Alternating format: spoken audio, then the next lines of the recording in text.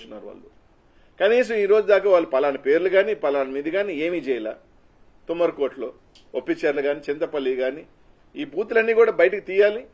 ఈరోజు ఈసీ కూడా అడుగుతా ఉన్నాం, నిజంగా మీరు ఇంపార్షియల్గా అయితే అవన్నీ కూడా రీపోలింగ్ పెట్టండి. అవన్నీ కూడా నిజంగా రిగ్గింగ్ చేయలేదంటే, అంటే బూతులు బాగా కొట్టేస్తే మాత్రం ఏం పర్లేదు, ఓట్లున్నాయి, రిగ్గింగ్ చేసినా పర్లేదు, పోలీస్ అధికారులను పెట్టుకుని రిగ్గింగ్ చేసుకున్నామంటే వాస్తవం కాదని అడుగుతాం. ఈరోజు ఎక్కడో కొన్ని ఫోటోలు తీసుకొచ్చి ఎమ్మెల్యే గారితో సీఐలు ఉన్నారు కాబట్టి మార్చారు. ఎమ్మెల్యేతో సీఆర్ 1 సంవత్సరం క్రితం ఉన్నది, నువ్వు ఎలక్షన్ అయిన 2 రోజుల ముందు మారుస్తారా? కరెక్ట్గా కేవలం 2 రోజుల ముందు వాళ్ళ సామాజిక వర్గానికి సంబంధించిన సీఎల్ తీసుకొచ్చుకుంటారా? దీని అంతా ప్రీ ప్లాన్డ్ కాదా? ఇదంతా ఆర్గనైజ్డ్ కాదా? ఒక ఎమ్మెల్యే అభ్యర్థికి ఫోన్ చేసి ఇక్కడ జరుగుతుందని చెప్తాను, ఎస్పీ ఎక్కడ స్పందించాడు? కనీసం ఫోన్లు ఎత్తాడా? ఈరోజు అన్ని దగ్గర ఊర్ల మీద పడి దాడులు చేశారు, ఎస్సీ ఎస్టీల మీద, బీసీల మీద. అవన్నీ కప్పిపోసాయి. ఈరోజు ఎలక్షన్ కమిషన్ ఒకటి అడుగుతున్నాం, అన్ని వదలండి. పోలింగ్ జరిగిన పద్ధతి సార్ అన్ని కూడా వీడియోస్ ఉన్నాయి కదా మీ దగ్గర, వెబ్కాస్టింగ్ జరిగి. అసలు ఇది ఒకటి మీరు రిలీజ్ చేశారా వీడియో, లేదా ఎవరైనా దొంగతనంగా రిలీజ్ చేశారా? దొంగతనంగా రిలీజ్ చేస్తే ఎవరు చేశారు, వాళ్ళ మీద ఏమైనా యాక్షన్ తీసుకున్నారా? కొరవ ఎందుకు రిలీజ్ చేయలేదు? అన్ని కూడా 9కి సంబంధించిన ఈవీఎంలు కూడా రిలీజ్ చేయాల్సిన అవసరం ఎంత ఉంది కదా, బూత్ అన్ని కూడా టీవీలకి, వీటి మీద కూడా మీరు యాక్షన్ రిలీజ్ చేయాల్సిన అవసరం ఉంది కదా. సెంట్రల్ ఎలక్షన్ కమిషన్ వాటి మీద కూడా తీసుకొని రాయాల్సిన పరిస్థితి ఉంది కదా అని అడుగుతా ఉన్నా. కాబట్టి ఇట్లన్నిటి మీద ఎలక్షన్ కమిషన్ నిజంగా ఈ రోజు అడిగితే ఖచ్చితంగా వాళ్ళు పార్షాలిటీ చూపిస్తా ఉన్నారు. ఈ రోజు కూడా తెలుగుదేశం పార్టీ ఒత్తాసుగానే పలుకుతా ఉన్నారు. వాళ్ళ పద్ధతి కానీ వాళ్ళ తీరు కానీ చూస్తూ ఉంటే తప్పకుండా ప్రజాక్షేత్రంలో ప్రజలు మా వింటున్నారు, వైఎస్ఆర్ కాంగ్రెస్ పార్టీ వింటున్నారు. జూన్ 4న రాబోయే ఎన్నికల్లో మళ్లీ జగన్మోహన్ రెడ్డి గారు ముఖ్యమంత్రిని చేసి అదే మాచర్ల నియోజకవర్గం కూడా రామకృష్ణారెడ్డి గారు మంచి మెజార్టీతో గెలవబోతా ఉన్నారు. దాంట్లో మీరు ఎన్ని దొంగ చేష్టాలు చేసినా, 4 ఊర్లు రిగ్గింగ్ చేసినా, కొరవ గ్రామాల మద్దతు వైఎస్ఆర్ కాంగ్రెస్ పార్టీకి ఉంది, అన్నీ ఉన్నాయి. తప్పకుండా దీన్ని ఏ విధంగా లీగల్ గా మేము ఫైట్ చేయాలో ఫైట్ చేస్తాం.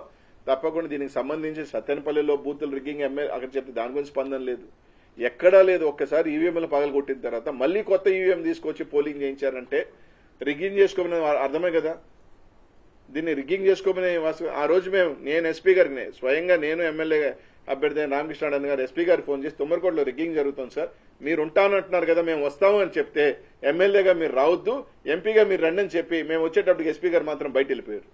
వేరే ఊరిలో ఉన్నాను సార్, నేను లేను అని చెప్తాడు. అంటే ఈ విధంగా ఎక్కడికెక్కడికి తప్పించుకునే కార్యక్రమం, ఎక్కడికెక్కడికి తెలుగుదేశం పార్టీ వాళ్ళు రిగ్ చేసుకునే కార్యక్రమం, ఎస్సీలని బీసీలని ఓట్లకు రాకుండా కొట్టి తరివేసిన కార్యక్రమాలు అన్ని వీడియోలు రిలీజ్ చేస్తే తెలుస్తుంది ఎవరు దౌర్జన్యాలు చేశారో, ఎవరు అరాచకాలు చేశారో, ఈ రాష్ట్రంలో ఎవరు హింసాకాండాన్ని ప్రోత్సహించారో అన్ని కూడా బయటకు వస్తాయి. అలా కాకుండా కేవలం రామకృష్ణారెడ్డి గారే తప్పు చేశారు, రామకృష్ణారెడ్డి గారే రౌడీజం చేశారు, రామకృష్ణారెడ్డి బిడ్డ తలగా కూడా పగిలింది, అది కనిపించట్లేదా? తన 20 సంవత్సరాల బిడ్డని 26 కుట్లు 5 కుట్లు పడ్డాయి, వాళ్ళ డ్రైవర్ కి 18 కుట్లు పడ్డాయి, అది కనిపించట్లేదా? వాళ్ళకి తెలుగుదేశం పార్టీ వాళ్ళకి గాని ఆ పచ్చ మీడియాకి ఏ విధంగా కొట్టారన్న సంగతి కనిపించట్లేదా? బుడగజంగాల మీద దాడి చేసింది కనిపించట్లేదా? ఎస్టీలు ఓట్లు వేస్తుంటే వాళ్ళు కొట్టి బయటికి తరిమేసింది కనిపించట్లేదా? రాడ్లతో తుమ్మరుగుంటలో ఈవీఎంలో రాడ్లతో పోయి ఈవీఎంలో పాల్గొట్టింది కనిపించట్లేదా? అంటే ఎన్నిటి మీద కూడా ఈసీఐ ఖచ్చితంగా కఠినంగా వ్యవహరించాలి, ఇంపార్షియల్ గా వ్యవహరించాలి. ఈ విధంగా ఖచ్చితంగా అయితే లీగల్ కోర్సులో ఖచ్చితంగా మేము ఫైట్ చేస్తాం. తప్పకుండా ప్రజలు కూడా అర్థం చేసుకుంటారని తెలియజేస్తాం. నిజంగా చెప్పాలంటే ఆ రోజు ఎమ్మెల్యే గారు ఓటేసుకొని మేము ఊరికి పోదామంటే 4:30కి స్టార్ట్ అయితే 6 గంటల కంటే బండి కారుని 20లో నడుపుతారు. మా వాళ్ళ కాన్వే పెట్టి చిన్నగా, అంటే దాన్ని ఏదో విధంగా డ్రాగ్ చేసుకునే పోయే విధంగా. అప్పుడు మేము అలా కాదు, తొందరగా ఓవర్టేక్ చేసుకోపోయి తొందరగా పోయి ఓటేసే పరిస్థితి ఈ రోజు ఎమ్మెల్యే గారికి కూడా వచ్చి తీసుకొచ్చారు. అంటే అంత పగడబందీగా, అంత ఎమ్మెల్యే గాని వాళ్ళ తమ్ముడు గాని ఎక్కడా పెద్ద తిరగకూడదు. ఈ గ్రామాలలో ప్రశాంతంగా తెలుగుదేశం పార్టీ రిగ్ చేసుకోవచ్చు. దానికి సంబంధించి 4 గ్రామాలు 8-9 బూతుల్లో వాళ్ళు ఇష్టానుసారం ఓట్లు వేసుకోవచ్చు, ఎస్సీబీసీలను కొట్టేయచ్చు అని చెప్పి ఆ విధంగా ఒక ప్రణాళికబద్ధంగానే వాళ్ళు సీఏలను తీసుకురావటం గానీ 3 రోజుల క్రితం గానీ పోలీస్ అంతా కూడా ఆ రోజు ఎస్పీ గారు ఒక మాచర్లే సత్తెనపల్లిలో 50-56 మంది తలకాయ బాలుగా పోయినా సత్తెనపల్లి పోలా, కొత్త గణేశం పాడే సంబంధించి ఊర్ల మీద పడుతున్నా కనీసం ఊరు విసిట్ చేయాల.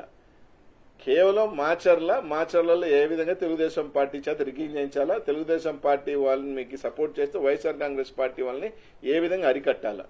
7:30కి స్టార్ట్ అయింది దాడులు ముట్టుకూరులో, 7:30కి స్టార్ట్ అయ్యారు. ఆడి నుంచి కొత్త మొదలు పెడితే అన్ని ఊర్లు చేసుకుంటా వచ్చారు. వైఎస్ఆర్ కాంగ్రెస్ పార్టీ సొంత ఊర్లో డీఎస్పీని పెట్టారు, కేపీగూడెంలో డీఎస్పీని పెట్టారు, అక్కడ ఎందుకు పెట్టలా? దీంట్లో స్పష్టంగా తప్పకుండా అన్ని మీద విచారణ జరపాలా, ప్రజలకు కూడా అన్ని తెలియజేయాలా. ఈ విధంగా అన్ని వీడియోస్ కూడా రిలీజ్ చేయమని మాత్రం ఎలక్షన్ కమిషన్ కోరుతున్నాం. రిగ్గింగ్ జరిగిన చోట్ల రీపోలింగ్ పెట్టమని ఎమ్మెల్యే గారు లెటర్ రాశారు.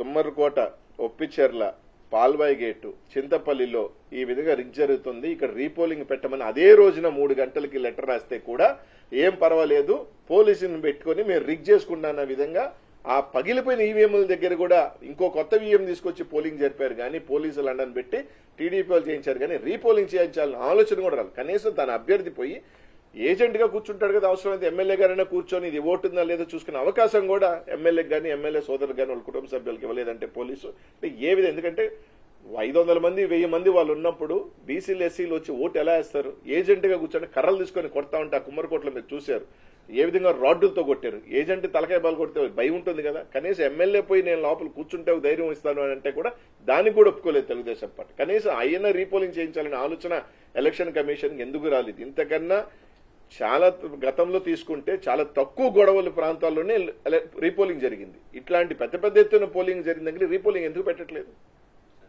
సో దీన్ని బట్టి స్పష్టమేమవుతుంది, ఎలక్షన్ కమిషన్ కుమ్మక్కై ఉంది,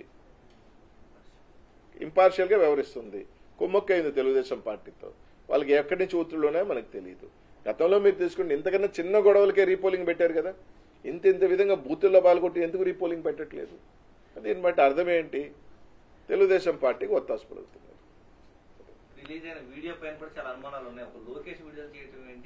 అదే చెప్పేది, లోకేష్ రిలీజ్ చేయటము తెలుగుదేశం పార్టీ గ్రూపులు ఆడటం. నిజంగా ఒక అఫీషియల్ గా రిలీజ్ చేసినప్పుడు ఎలక్షన్ కమిషన్ లో నుంచో లేకపోతే ఎలక్షన్ కమిషన్ గ్రూపులో రావాలి. అలా కాకుండా తెలుగుదేశం పార్టీ నుంచి రావటం, లోకేష్ ట్వీట్ చేయటం, ఎలక్షన్ కమిషన్ స్పందించడం. దీని మీద అసలు నేను అడిగేది ఏంటంటే ఎవరు లీక్ చేశాడు ఇది? సరే అది మా తప్ప ఒప్ప దాని గురించి నేను మాట్లాడలేదు. When it is a confidential దాన్ని బయటకు వచ్చింది కదా, బయటకు వచ్చినప్పుడు కొరవ 9 ఎందుకు రిలీజ్ చేయట్లేదు? కొరవ 9 కూడా రిలీజ్ చేయాలి కదా. ఎలక్షన్ కమిషన్ ఎవరు చేశారో దాన్ని బాధ్యులు చేసి వాళ్ళ మీద యాక్షన్ కట్టాలి కదా.